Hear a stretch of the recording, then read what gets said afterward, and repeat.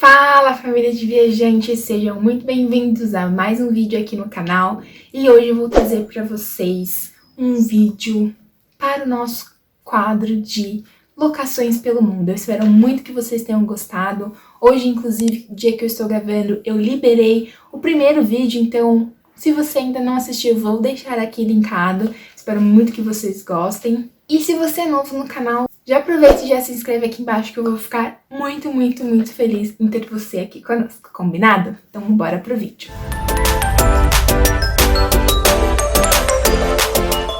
Bom, diferente do primeiro vídeo que eu falei com vocês, eu trouxe um vídeo um pouquinho mais romântico, por isso essa roupa aí toda rosa, de lacinha, pra já entrar na vibe do filme. E o filme que eu vou trazer é o filme Amizade Colorida, que é um clássico, não vou dizer um clássico, mas ele é um típico filme de comédia romântica, lançado em setembro de 2011 aqui no Brasil. O filme, ele custou 35 milhões de dólares, mas arrecadou um dinheiro tanto quanto suficiente para cobrir isso.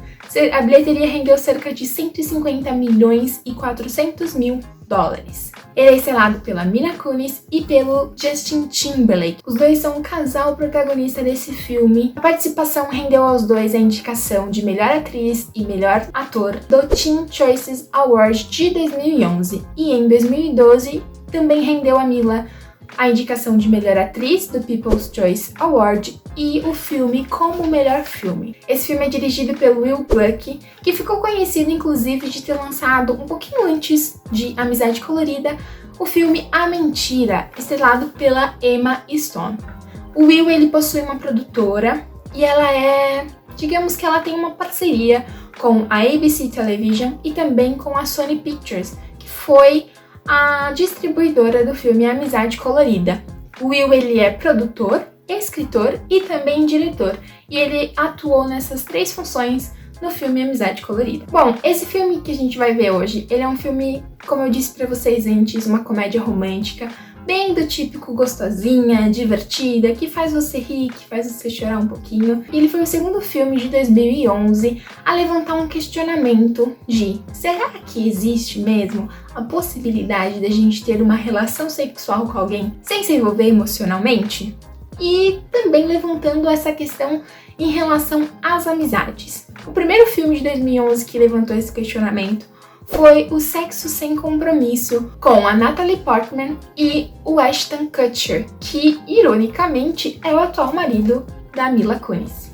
Bem, a Mila, ela interpreta a Jamie, que é uma headhunter executiva de Nova York, e o Justin Timberlake interpreta o Dylan Harper. O Dylan Harper, ele é diretor de um site que está ficando ou que ficou extremamente famoso por receber mais de 6 milhões de acessos por mês. Então a Jamie, ela tenta convencer o Dylan a se locomover até Nova York para fazer parte de um processo seletivo para se tornar o novo diretor da GQ, que era uma revista de Nova York. Então o primeiro passo foi realmente convencer ele a sair de Los Angeles e ir para Nova York para participar desse processo, e depois que ele chega lá, ele é aprovado. Então ela tem um outro desafio, ela tem o desafio de, em apenas um dia, convencer ele de que Nova York é tão habitável, tão amorosa, tão gostosa quanto Los Angeles pode ser.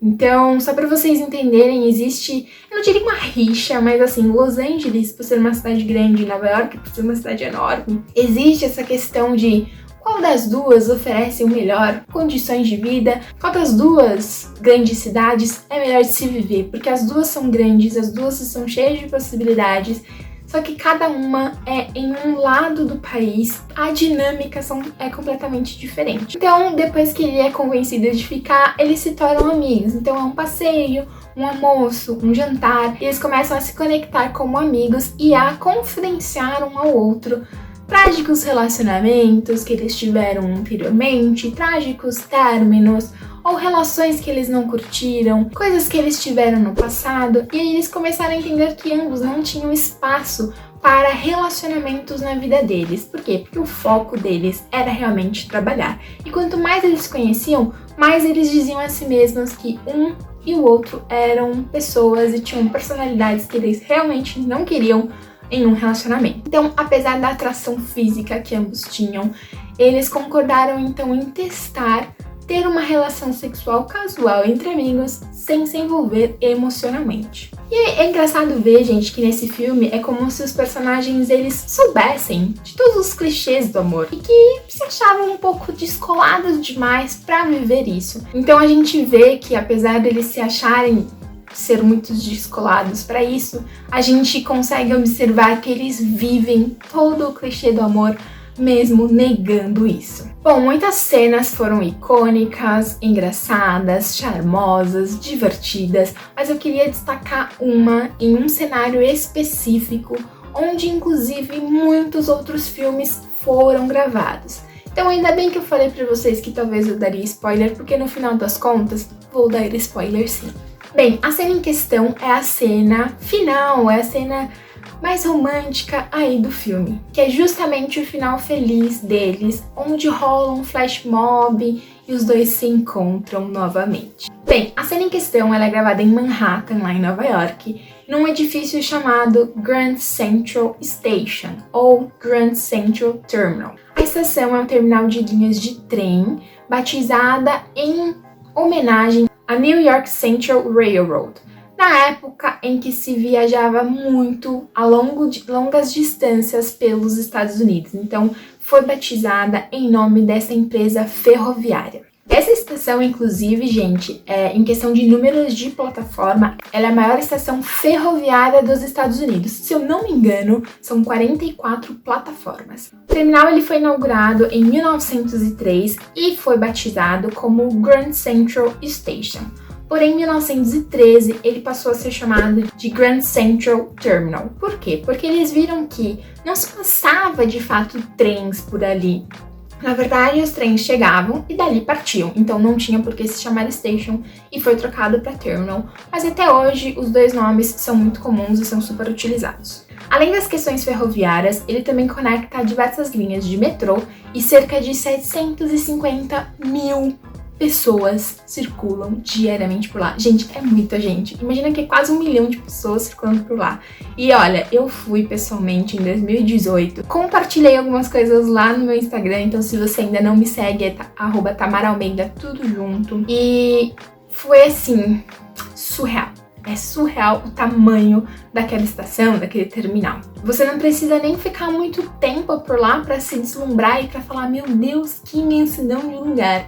E eu lembrei não só desse filme, mas de diversos outros filmes que passaram por ali, filmes e séries também. Então a gente pode lembrar, por exemplo, eu citar aqui a Serena de Gossip Girl chegando a Nova York. A gente pode lembrar também da Lindsay Lohan na cena de amor dela, né? Na cena em que ela reencontra o amor dela no filme Sorte no Amor e tantos outros filmes e séries que se passaram por ali. A gente tem, por exemplo, cenas do Avengers, a gente tem, por exemplo, cenas do Glee, mas acho que o que mais me marcou foi o do desenho Madagascar. Gente, sério, a gente sabe que o filme, né, o desenho não foi gravado lá, porque é um desenho, mas é surreal a semelhança que existe entre o desenho e o local, sério. Bom, a estação ou terminal, como vocês preferirem chamar, ela é realmente surreal, desde os mínimos detalhes na decoração, na arquitetura, na distribuição do espaço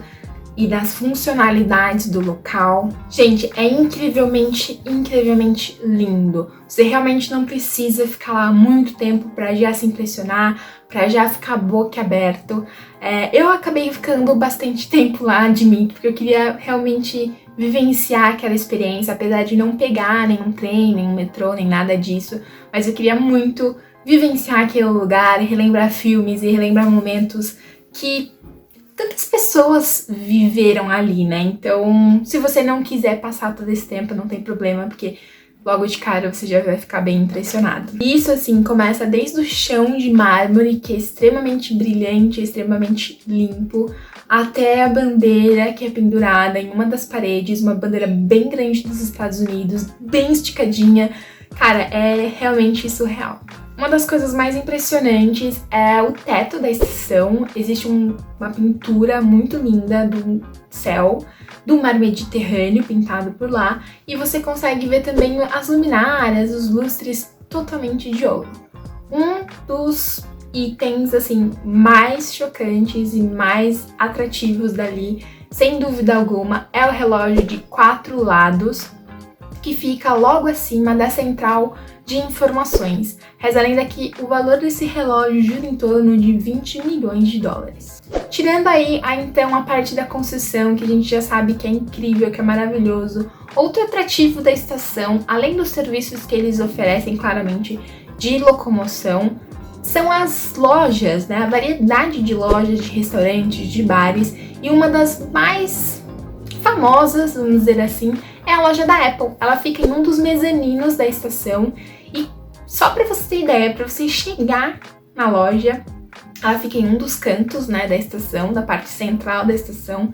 E só para você chegar na loja existe uma escadaria, gente, sério, digna de realmente ser cenário, digna de princesa, digna de filme de época. Então, uma escadaria de mármore que chega nesse mezanino. Então, independente se você for lá, apesar de eu achar ser bem interessante você visitar a loja, e também por lá ser mais barato do que a loja da Apple lá na Quinta Avenida, você consegue olhar para a estação de um patamar um pouco mais alto, e isso também é bem bacana. Como eu comentei com vocês, a variedade de lojas realmente é bem grande, então você consegue encontrar artigos de luxos, artigos eletrônicos, roupas e lembrancinhas também.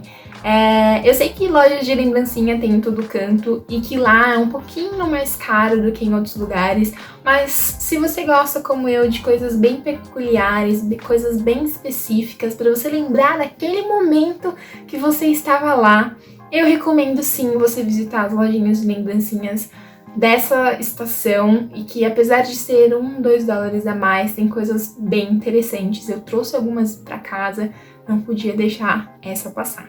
Bom, para vocês terem ideia de quão grande é a estação, existe o serviço de tour dentro da estação.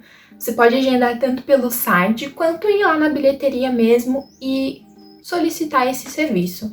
Eu dei uma olhadinha, atualmente é em torno de $12, mas na época que eu fui eu me recordo ser em torno de uns $7, $8 por pessoa adulta. E eu queria trazer para vocês aqui 3 curiosidades bem bacanas sobre a estação. A primeira é sobre o céu, que eu comentei para vocês, que é pintado no teto.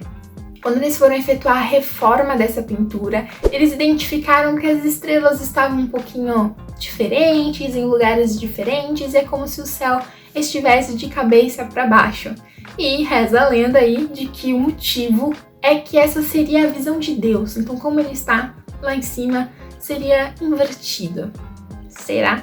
Outra coisa bem interessante é que na praça de alimentação, lá perto do restaurante Oyster Bar, existe um arco. E se você vai nesse arco, um sussurro que você solta lá, ele pode ecoar como um grito do outro lado da estação. Então, se você for em 2 pessoas, faz esse teste, que isso nada mais é do que a própria estação, a própria construção da estação fazendo este milagre. Eu, como arquiteta que sou, apaixonada por arquitetura, por edifícios, eu realmente fiquei bem maravilhada.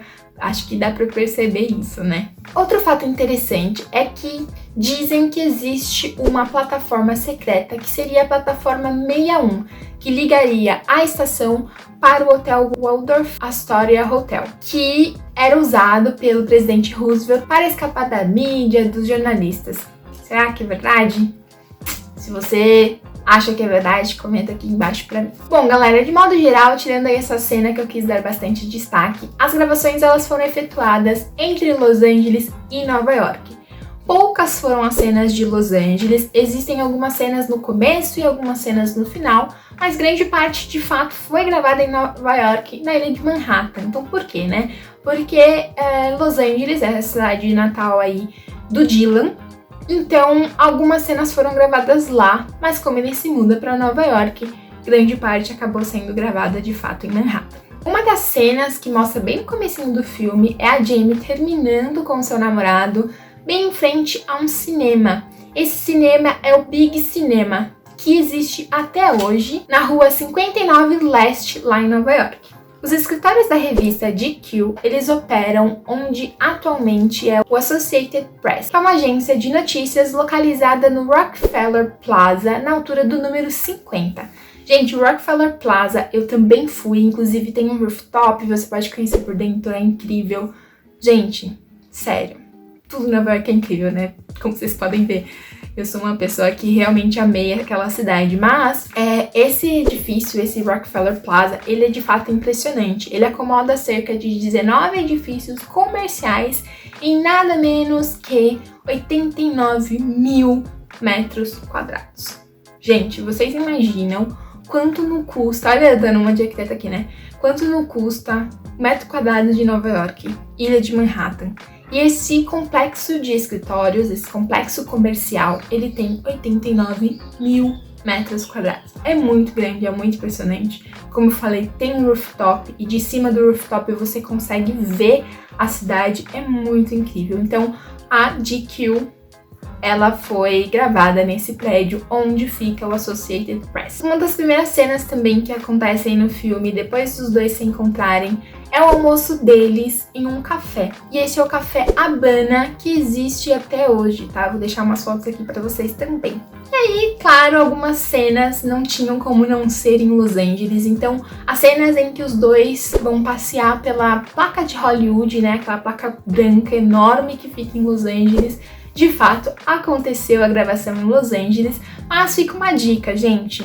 Apesar da gravação mostrar eles sentados na placa e tudo mais, isso não é permitido, tá bom? Vocês conseguem ver a placa, vocês conseguem subir as montanhas para tirar foto lá, mas não pode subir na placa. E por último, a casa do Dylan, em uma das cenas em que eles vão visitar a família do Dylan. Essa casa, ela também existe até hoje e ela fica localizada no número 22.416 do Pacific Coast Highway. Bom, essas foram as principais cenas que eu queria compartilhar com vocês, especialmente essa do Grand Central. Eu espero muito que vocês tenham gostado. Eu vou deixar aqui embaixo mais links de curiosidades para vocês, sobre o filme, sobre as locações, fotos divulgadas enquanto eles estavam gravando o filme. Também gostaria de contar com vocês para vocês compartilharem bastante qual outro filme, qual outra série vocês gostariam de ver. Alguns eu já vivenciei porque eu fui viajar e passei por lá, mas qualquer outro que vocês quiserem ou tiverem muita curiosidade, é só deixar aqui embaixo. Não se esqueçam de me seguir lá no Instagram, @TamaraAlmeida. E é isso por hoje, galera. Um super beijo e até o próximo vídeo.